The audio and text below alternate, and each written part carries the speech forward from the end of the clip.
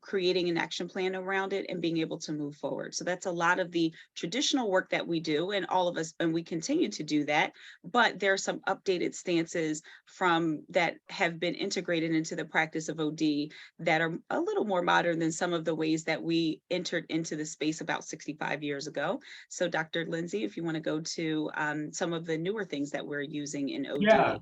Before that, if I could Oh yeah, just offer please. up some more tactical to amplify all that Janae has put into space, which is really on point about just sort of the general approach of science and practice with OD, the tradition, the classical approaches that are truly about centering the evidence-based approach. When we're talking about diagnosis, the emphasis is really to establish the narrative of the current state of the organization, right? What are the things that are needed to be understood as challenges, wicked problems from a complexity perspective, all right, issues that we're coming up against that are representing the kind of, that are really representative of the barriers that are keeping us from achieving our desired, our desired state.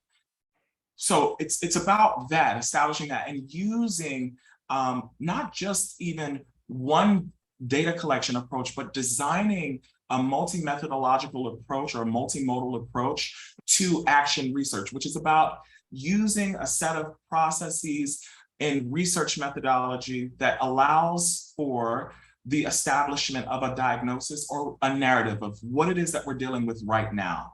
And that multimodal approach is just about using qualitative, quantitative approaches to really achieving the diagnosis. So what I have seen to be most effective with respect to organization development practice to establish a diagnosis is certainly the use of diagnostic tools like Weisport's 6-box model and Levitt's and things of that nature as a frame for developing a multimodal approach, which would include an organizational assessment survey that looks at a number of constructs across organizational life, like employee trust or traumatization, or any of those things that represent the needs of the facets of organizational life, but also conducting interviews, as Janae mentioned, and focus groups, so that you can have a rich data set that in analysis will bring about what is the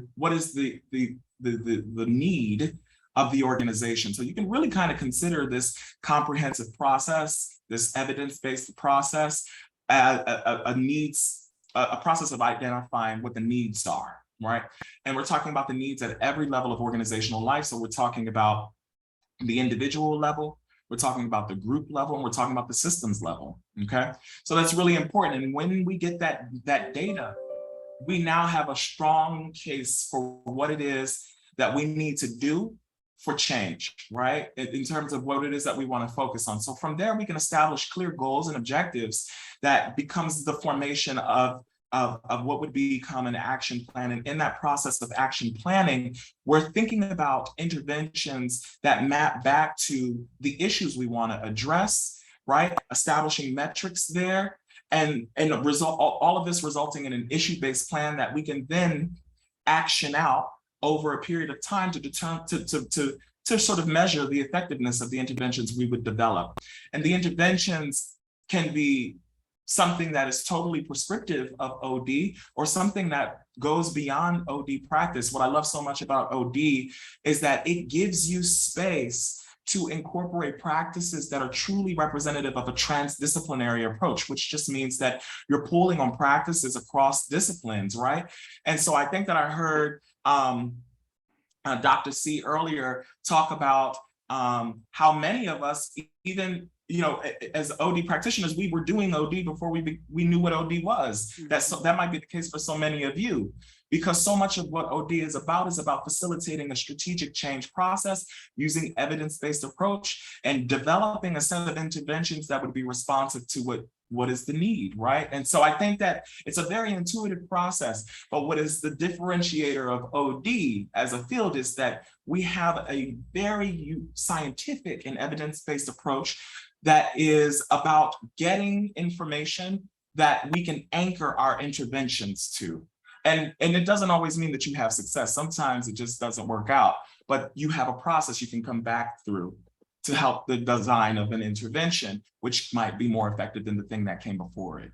When we're talking about oppression, nothing seems to ever be absolutely highly effective, right? We're always talking about dealing with a kind of chronic illness. And so, but that's a conversation for happy hour another time. I won't go too deep there. But I just wanted to amplify that, we're going to provide you all with a number of, tools and some information while we move through this very limited time with our presentation. But, Dr. C, I hope that we can share with you and to the community through you some material resources that folks can hold on to and spend time with that amplifies what we're talking about today. So that's all I wanted to add. Yes. So, but when it comes to what is big in OD today, so OD classically, diagnosis is our thing, right? Evidence-based approach. It's very in alignment with the Western tradition or fetishization of research methodology, which it has its strengths and, like anything, its areas for improvement. But what is big today in OD is dialogic OD, appreciative inquiry, and use of self. I'm going to talk a little bit about dialogic OD because that is so much of what I do at my firm, as again, a firm that my work is big on transdisciplinarity. So we go beyond the frame of OD practice. So everything foundationally is OD, but we bring pieces of things together to really bring about whole systems change.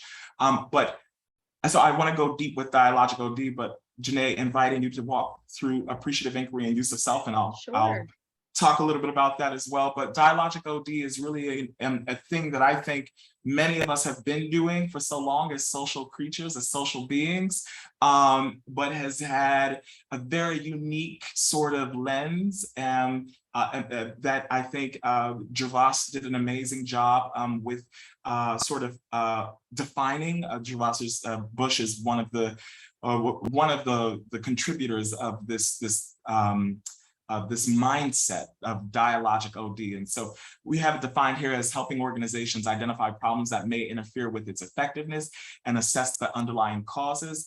And that is true of dialogic OD, but that happens through the feature of dialogue, right? It's about convening folks in a way that allows for what we refer to as generative emergence. And that's about having a container where we can talk about a thing in a way that is in many ways unstructured, but also is so much about who we are as practitioners, right? We have to allow ourselves to really deepen our understanding of what it is that we're confronted with, is the challenges of our organization, shared construct reality, our organizational experience, by reflecting and generating resonance, and from there moving through the process of action planning. So it is something that we as human beings know very well, that if we can effectively allow ourselves to be connected and talk to each other, even when it's difficult, even when it's confrontational, that what emerges from that is a kind of narrative that we can coalesce around that represents a set of needs, that represents the individual, collective, and system. And so dialogic OD is very powerful because it is I refer to it as a kind of qualitative approach, of course, to mapping out what the needs are. But as Gervas put it, it is so much more than just a technique for discerning or mapping out problems. It's a mindset. And if we can allow ourselves to be governed by this mindset of engaging with each other in everyday organizational life and talking with each other, we'll probably be more effective at identifying what our needs are as we move through for change, because generative emergence is so much about how things change over time continuously. And so I'm sure he would take us way deeper than that. And I don't want to monopolize our time because I'm excited about dialogic OD, but in terms of the work we do with our clients, we see it as very powerful. We do the dialogic piece. When we roll out our organizational assessment reports, the clients are getting all the statistical analyses and all of that. That's great, but it is far more powerful when you get folks in a space who can't get along to generate a kind of resonance that allow on any given topic that allows for a kind of change and a kind of development together in unison, in community. And so I see a comment here from Dr. C. It says, ideas should always be developed in dialogue with others. Snaps. Absolutely. Right.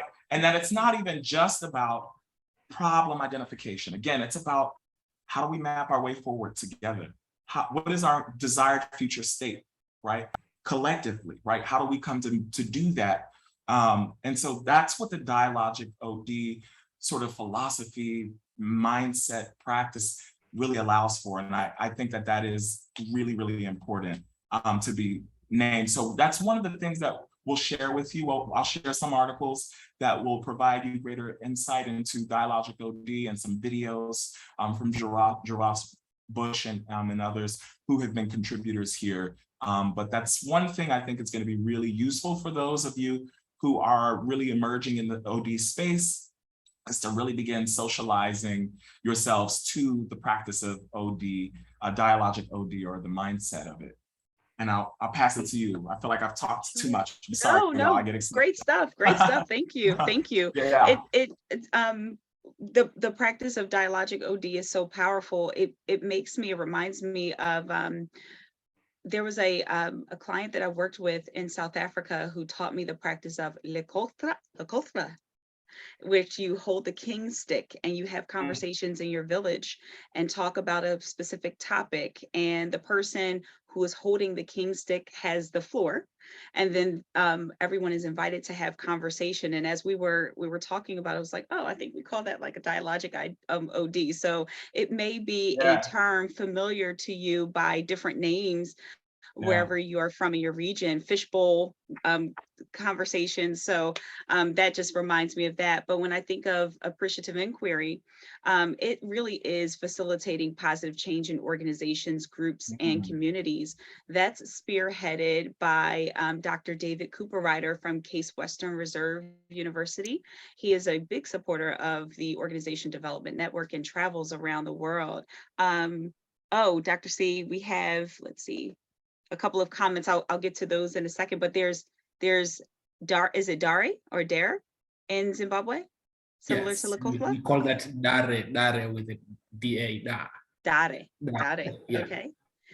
And I hope that I would say your name correctly, but I'm going to call you Mary because I don't want to say your name incorrectly, but hand over the stick to your respondent, one of the key principles to participatory tools. Absolutely, you got it.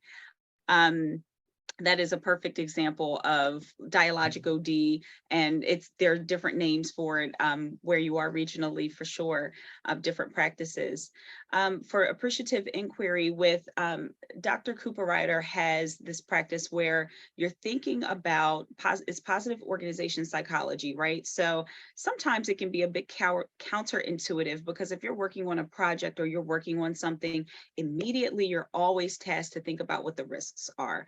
How come this will not work? Let's list all of the risks. Let's make sure we think of all the ways that it's not going to work so that we can tackle all of those barriers and resistance areas to getting to our shared goal. Appreciative inquiry, while it takes account of that, it really starts to make you think about that there's this process where you are using a dialogic approach where you all come together and say, remove every single barrier. Think about our ideal state and what that could be like. And then let's talk about if we didn't have, any chance to fail, we had all the resources that we need, monetary, whatever it is. Let's think about an ideal state to address, employment opportunities that are not equal or systemic oppression. What can we do? What would it look like if we had a truly inclusive space and truly inclusive opportunities? People did not have barriers to education or barriers to proximity, whatever it is, to be able to get online in a way that is going to be meaningful and useful, whatever it is. You dream about that state, and then there is a process through appreciative inquiry where you start to design it, you dream it, you design it, you diagnose it, and then you begin to deliver it. And so it's really powerful. You do have to think about what some of your limitations are, but if your limitation is a monetary, something that is a monetary resource issue, maybe you can partner with a company who has a social goal around making that area better, and you might be able to get a donation or a grant. So there are ways to really dream of what the possibilities are. Appreciative inquiry helps us to do that. And then quickly, use of self is really Can I oh, go just ahead. engage Yeah, with you please, real go quick? for it. I Yeah. just want to say what I love so much, everything you share is so much to the heart of the philosophy of appreciative inquiry. And what I want to just amplify is that what I value so much about the effectiveness of appreciative inquiry is that it is a strengths-based approach. It's psychodynamic. It's about discerning the behavioral needs of not just the one individual or the group, but the whole system. It's really about that. And it's about moving away from the deficit-based kind of approach to discerning needs. And so while that's important to really understand what isn't working, it really highlights, well, what's working well, right? And then we say, well, what are our, it's not what isn't working well, but what are our areas for growth? What are those opportunities? And that's what I love so much about that, because that can be highly motivating, right? We're talking about engaging a group of people who are already disenchanted and disengaged and, not feeling like change is possible. If we just reframe the way that we talk about change in the way that is prescribed by appreciative inquiry, I see that as very powerful. So just wanted to celebrate the points you were making and to amplify that meaning. Yeah. Thank you. Absolutely. We have, as you can tell, we have such energy for these topics. So thank you. Absolutely. When you think of use of self, what we're doing right now is using ourselves. In the beginning, when we had our exercise to identify what some of our societal challenges are or some changes that we're experiencing, we are instruments, just like a survey is an instrument to gather data. Or if you have an experience at a company, they'll ask you to fill out their customer card or something for them to get some sort of information in order to make improvements or adjustments. So use of self, there's so many different dimensions when you think about use of self, but to use it powerfully in the way that it's intended, when you go into a system where you have an experience, you have that experience impacting you, something is happening within you when you're in a system or you're experiencing things that are positive or things that could be negative.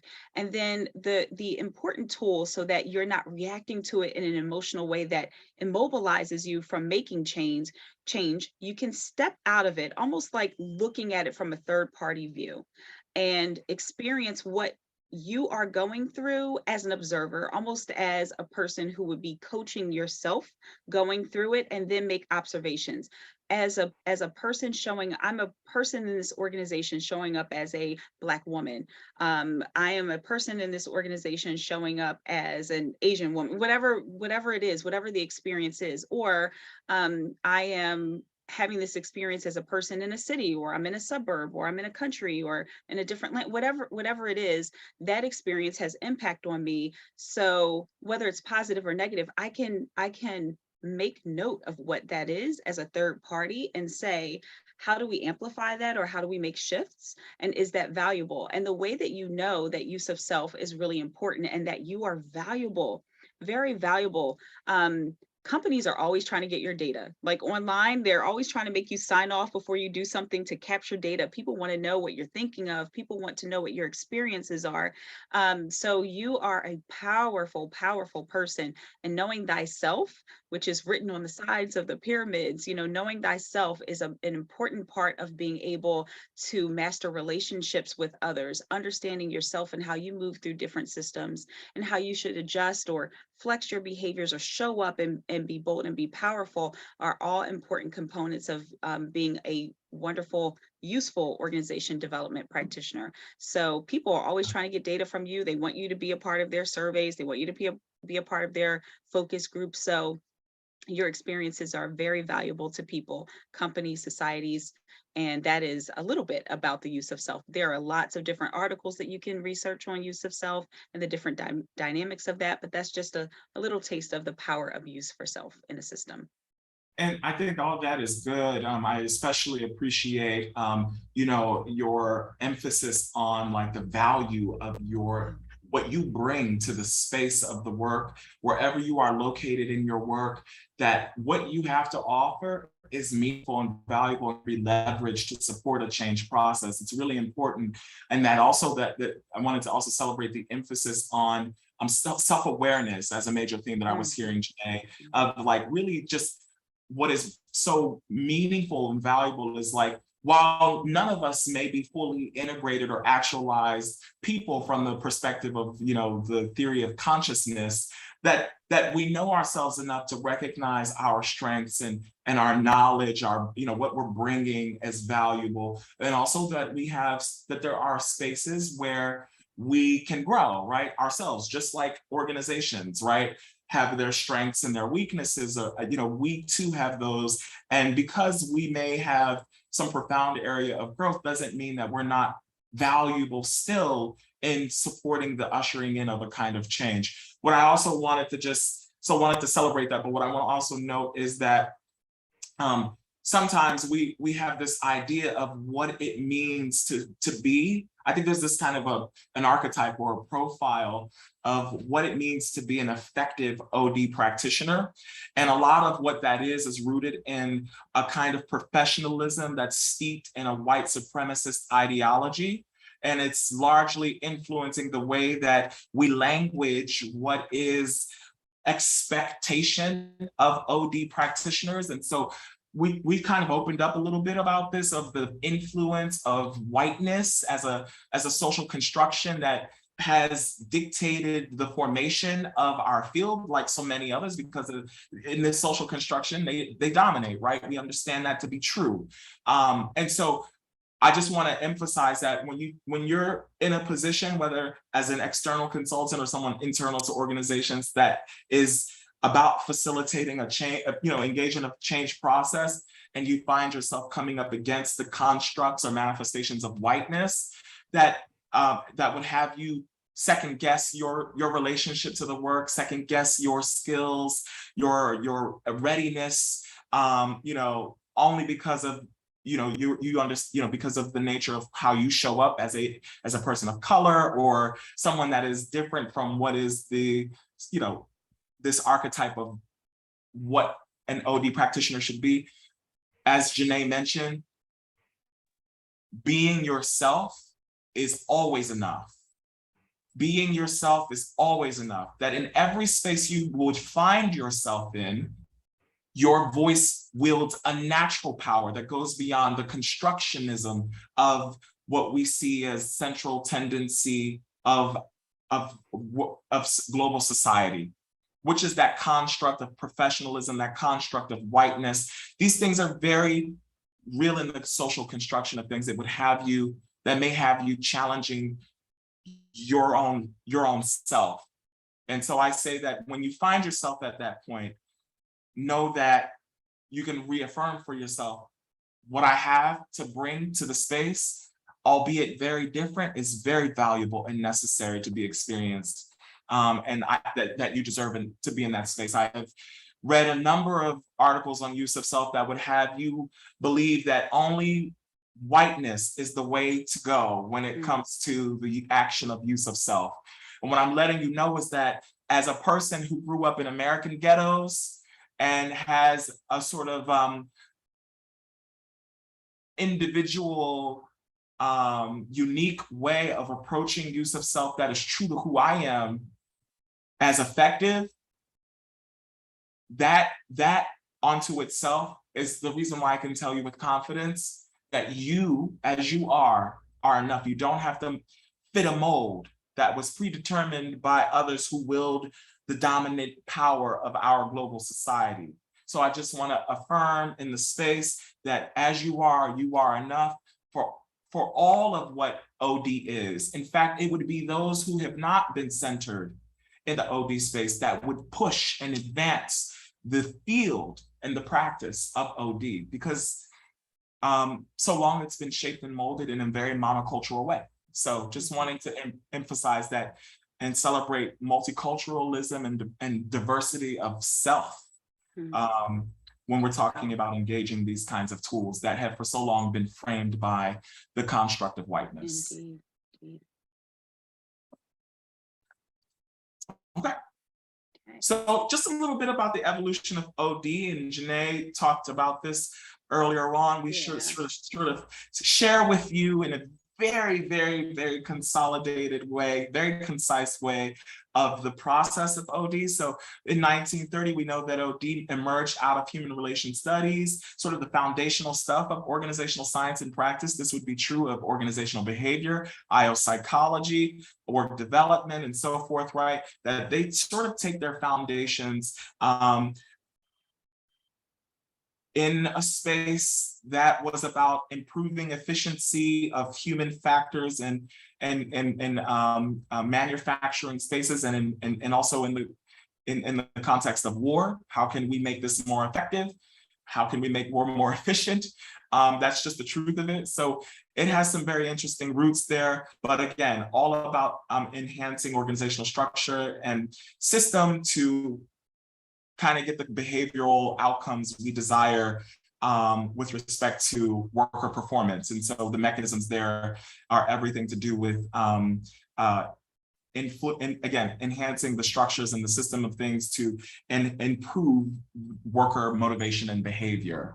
So there's this never-ending sort of applied psychological approach to the work that we do. And so while OD is what OD is, and really is about a system way of improving, a whole system approach to improving organizations, it takes its roots, its foundations from the applied psychology space. And that is still very much I think a major theme of our practice to this day. Because we're talking about we're not just talking about the mechanization of systems and structures, we're talking about people and how they interface with these processes. And so that is really, it's something to be understood that there is a sociology that is central to the work of OD.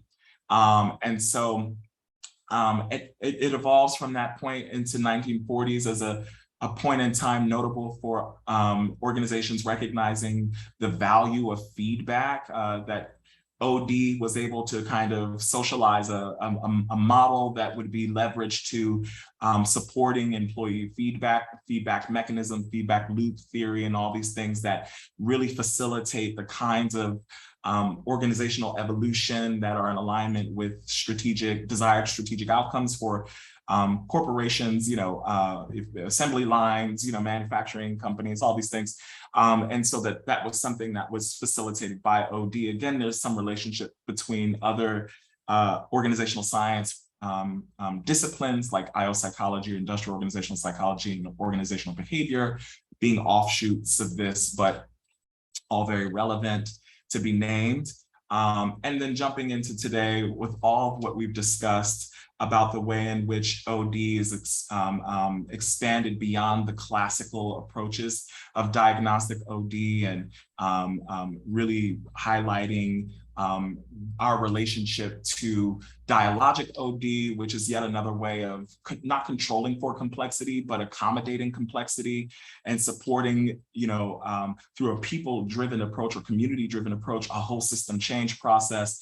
OD is not just about the diagnostician approach or the interventionist approach, but it's about knowledge management and how we work to build systems and mechanisms for that. Everything for me, when I think about OD philosophically, practically, it's about sustainability. It's about not just the survivability of the institutions, but it's about the survivability. It's about the thriving of it, the growing of it. And so that's really what it's about. So it's still true to its organizational development creed, I think, with respect to building and sustaining, but it's also so much more about centering the needs of the people and being intentional about facilitating transformation in a way that works to meet the needs at every level of organizational life. That's kind of my take on the development of things in a very quick, very, very, very quick way, only because we have very limited time. We can go on and on here, but I want to pass it to Janae before we jump into the next activity. But this is generally the evolution, again, of OD. I think so. Well said. I wouldn't add anything more. I think you've laid out the evolution of it, and awesome to see where we're going to go as new and emerging practitioners continue to come into the field, and we are continuing to advance the science and practice across the world. So keep in touch with us, and let's go to the next one. All right. Okay, so we have so much more information, but we know that we're a little pressed for time. So I just want to name that an OD practitioner is someone who uses science to facilitate organizational change, as you've heard, right? An OD practitioner is someone who's defined by 5 different capability areas of OD, and we have for you a presentation of the ODN's global competency framework for OD. And so what you see here are the different areas of this wheel, which are the different dimensions of our practitioner self. The science practitioner of OD is defined by the domain of systems change, effective designer, business advisor, credible strategist, and informed consultant. And we'll share a little bit of information about what all of these mean. After this session, we'll be sure to share that literature with you, but we also invite you back to the ODN to participate in our global competency framework, and we'll share more information about that toward the end. So moving beyond this,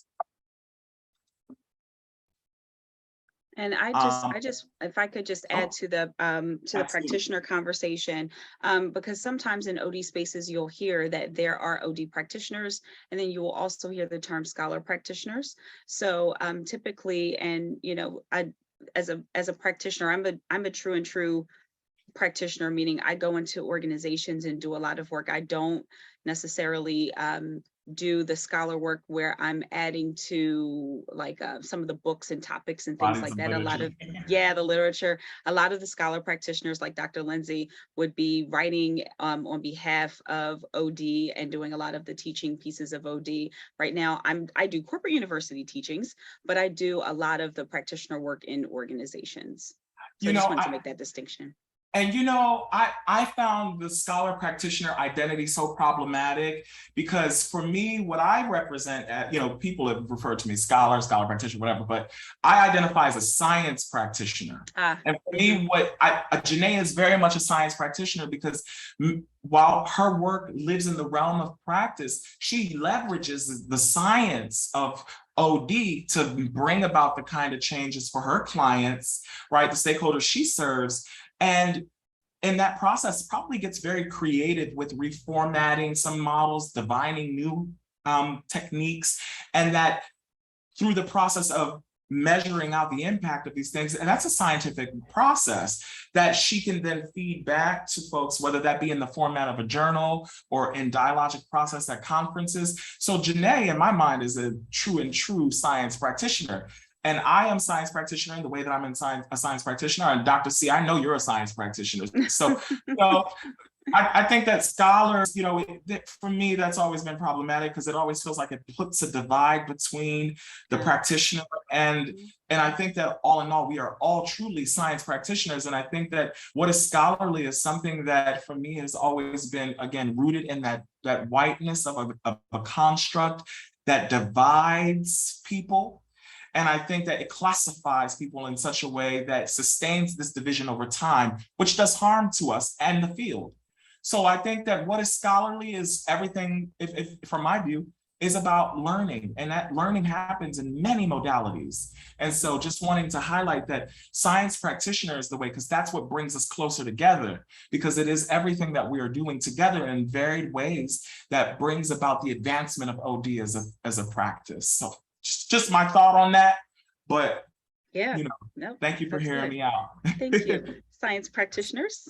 Yes, that's what we all are. So listen, we've got some really amazing tools and mental models we wanted to talk with you all about. We knew that there was going to be very limited time. And so what we're going to do is we've listed them out here. We're going to get you all the resources that bring you back to what's listed here, that you can, these are tools, mental models, theories that you can take back into your organizations today, whether you identify as an OD practitioner or not. As an individual, you'll be able to see the value of these tools that help you to think about what changes, why change is important, tools, techniques, practices that will help you to bring about change in very complex situations or in very simple situations. I like to think that all things are both simple and complex, but that's a conversation for happy hour another time.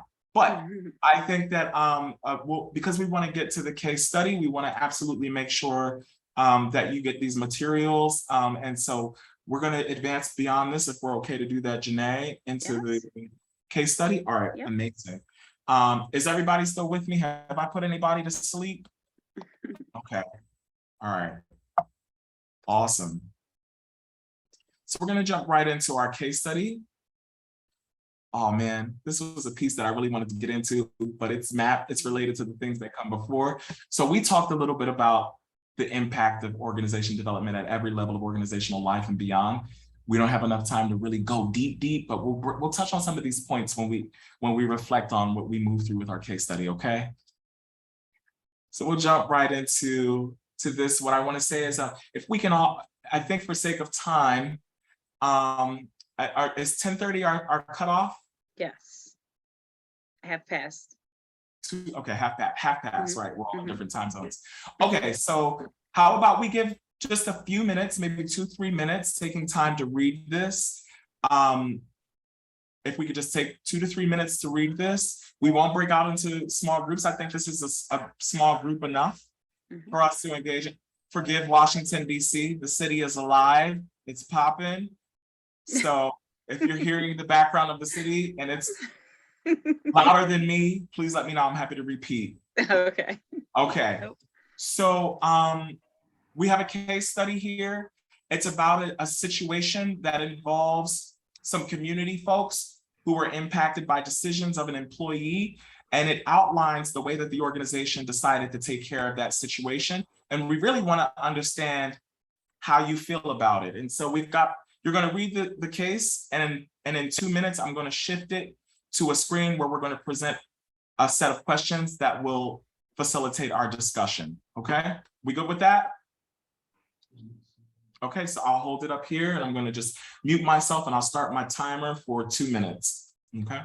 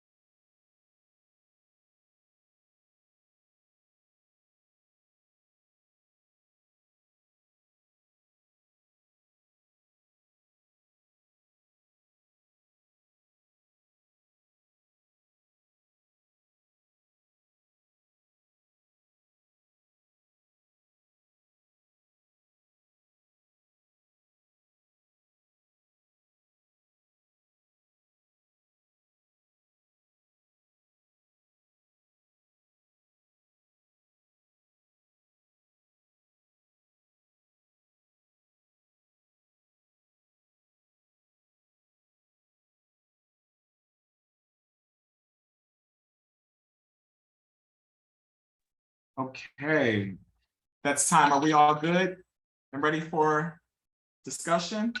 Okay. All right, so we've read the case. I'm going to read for you some of the questions we have, and then we can engage in an open dialogue. Okay, so Let's get dialogic. All right. Okay. I know we're all excited. I'm corny, so my corny jokes will come. Okay. Bear with me. All right. So discussion. So what are your thoughts? Does the case represent a symptom of systemic social and organizational challenges? What's your opinion about Starbucks' response to the arrest of Nelson and Robinson? And will Starbucks' training session, or do you believe that its training session on implicit bias has a long-term beneficial impact across the organization? So we'll start there. Would love to hear your voices. Tell us your thoughts. But welcome to take some time. Yeah.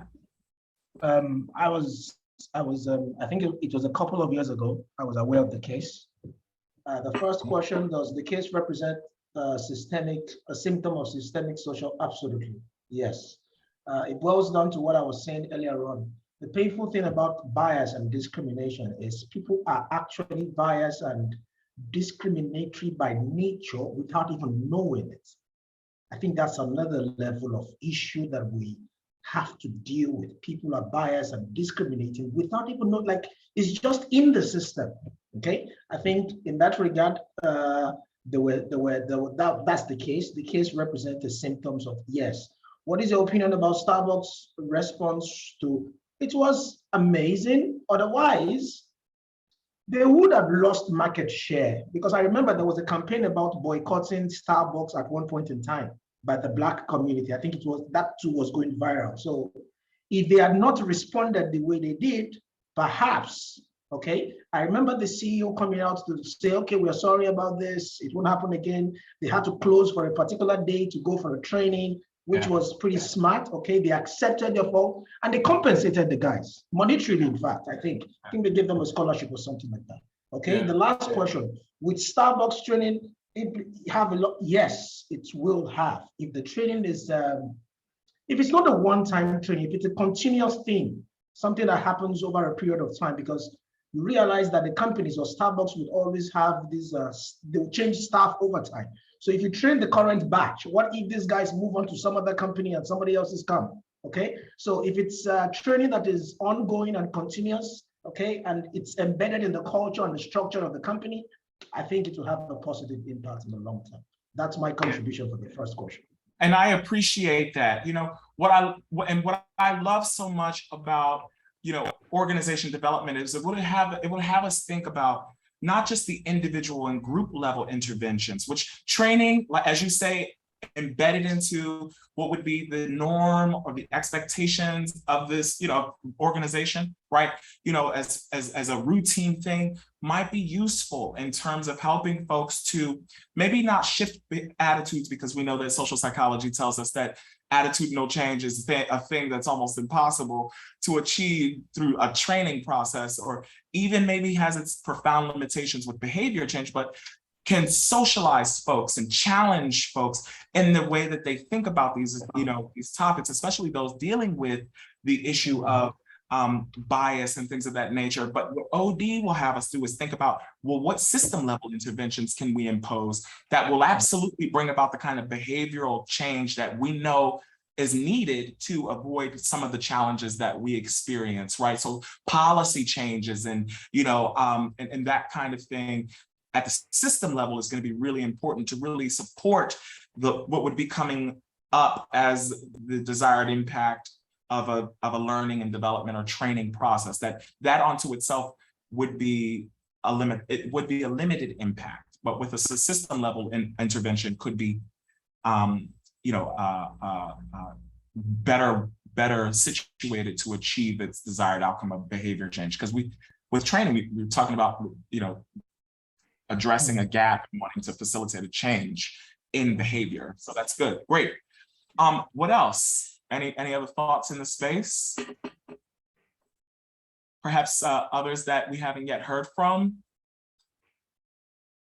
Yes, we can hear the ladies. I see Wimbai and Yvonne. Ladies' voice, comments there.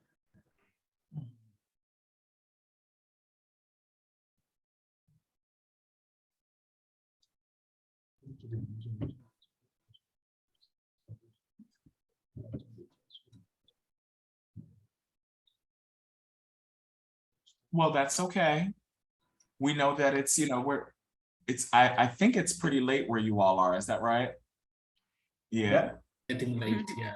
Yeah, so very fair. We thought that this was a great exercise for helping folks to really think about some of the social challenges that OD can support. And so we know we're pretty much at time, but what we'd like to do is offer you a little homework, okay?